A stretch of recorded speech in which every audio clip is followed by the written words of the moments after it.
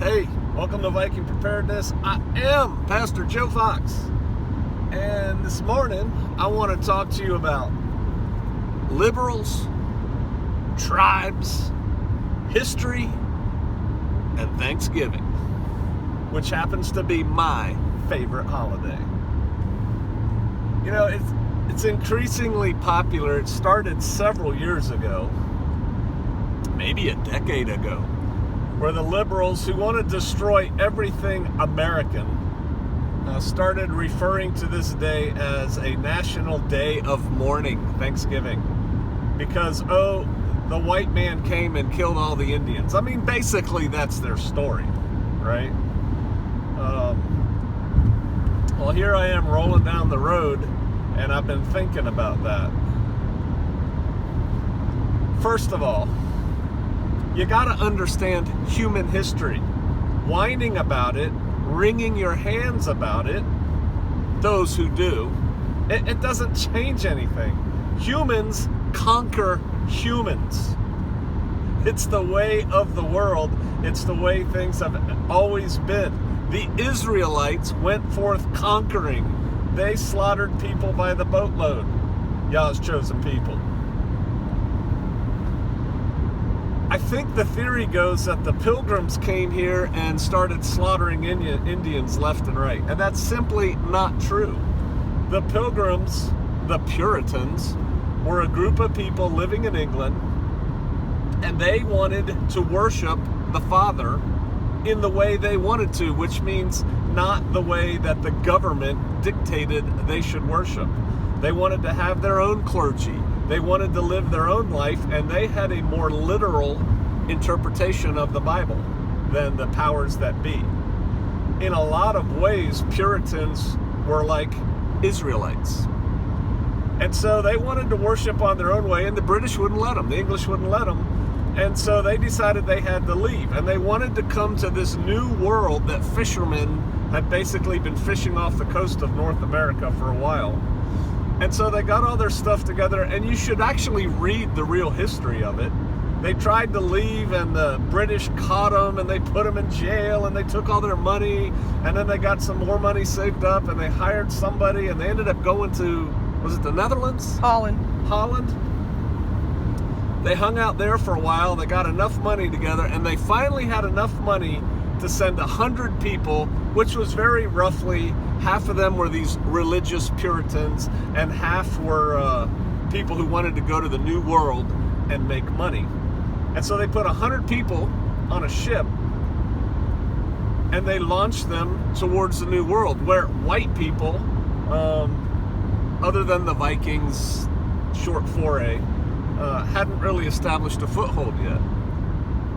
Now back up. I told you they were fishermen off the coast of North America for a while, and that's true. That's how they knew it was there and all that stuff. We're talking 1600s here and late 1500s. And so a plague, guys would paddle their canoes and stuff out to the ships, Indians would, and they would trade and stuff like that. And a plague happened, and it wiped out huge swaths of people on the eastern seaboard. Whole tribes were decimated. And there was this guy named, was it Massasoit? He went out to trade with these English traders, and the rat finks grabbed him, and they took him back to England. No, that's Squanto. Oh, that was Squanto. Oh, that's right. So Squanto, anyway, he went back to England, he learned English, and then he came back, right? Mm-hmm. So Massasoit was a guy whose tribe was once formidable on the East Coast, up there in New England. They kind of ruled everybody up there. Well, the plague came and wiped them out. They were more than decimated.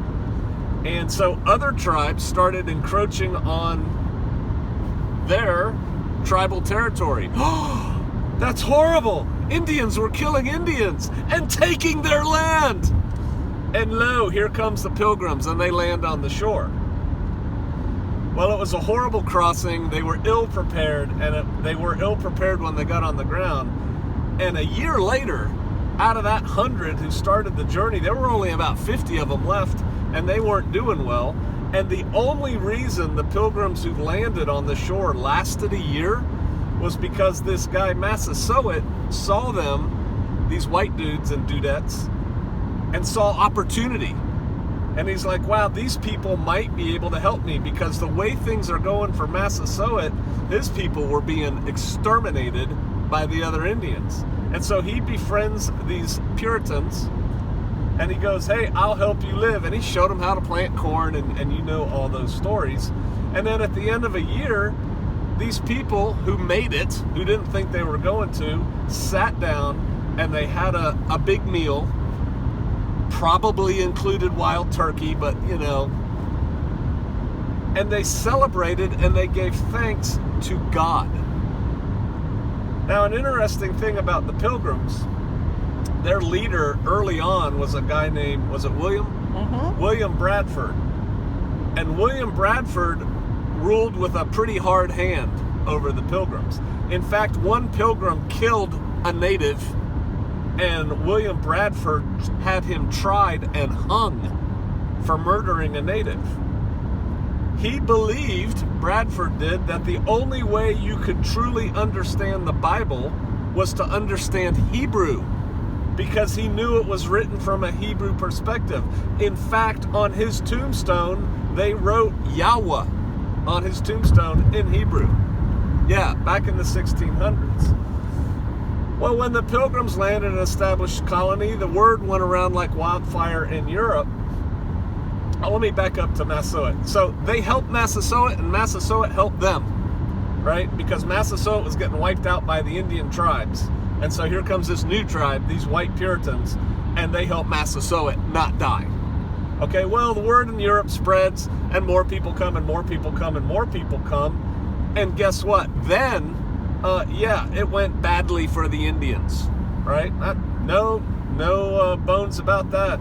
They got treated badly, cheated on every treaty that the white people ever signed with them, and either moved off their lands into the res, and then moved to another res, and then to another res, or slaughtered wholesale.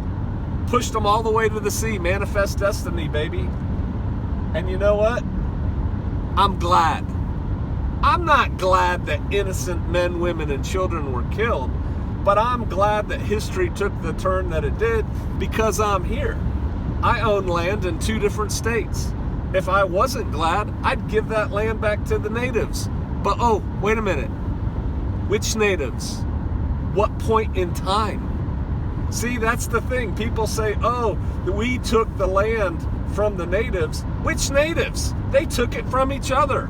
You want to say that, South and North Carolina were Cherokee? Yeah, who was there before the Cherokee got there? Who was there after the Cherokee? People move and sway, and whole cultures change. It's the way of things. The Romans invaded into Germania. Germany didn't go so well for them, right? My ancestors just made a whole legion disappear into Germany. They didn't get a foothold there because they lost. But they took a lot of other things, and because of that, their influence extended throughout the region. And life goes on.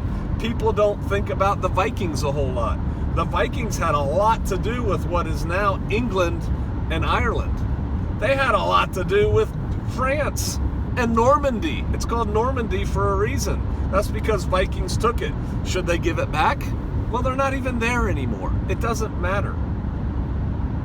Think about another tribe, the Zulus in South Africa. Shaka Zulu, right? Man, he went forth conquering and conquering. He slaughtered black people by the boatload. He took all this land that they didn't used to own. He did it through politics. He did it through warfare. He did it a bunch of different ways. Did you hear? And then eventually Brits and Dutch came to South Africa, and yeah, they took land too. Did you hear that the South African government just passed some rule and said, we're going to take the white people's land without compensation? They're going to change the Constitution and take all these white farmers' land in South Africa?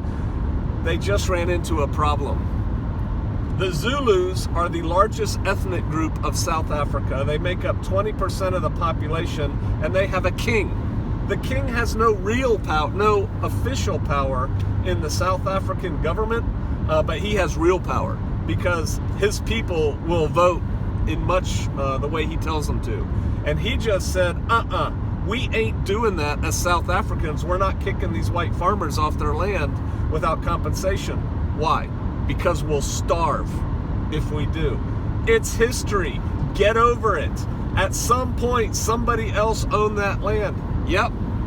So here's why I said I'm glad it happened. I told you I'm rolling down the road. Do you know that not one Native American tribe had invented the hub and the wheel, and they weren't going to? I like driving in my car. I like the life that I have. If you said, well, white people should go back where they came from, where is that? All my ancestors came from Germany, but before that, they came from east of there. How far back do you want to go? People, you need to get over yourselves, and you need to deal with reality as it is, and you need to give thanks to the Most High Yah that you are where you are and you have the blessings you have. Do you know who actually made Thanksgiving a holiday? That evil racist Lincoln. You know, the one that freed the slaves? Yeah, he's the one that said we're going to make this a national holiday. There's a lot of other things about Lincoln people don't know either. He did not free all the slaves. That's another story for another time. All right. It just irritates me when people try to denigrate things that are good about this country. And Thanksgiving is the one holiday that most Americans celebrate that hasn't really been commercialized. And when one says Thanksgiving, to whom is one giving thanks?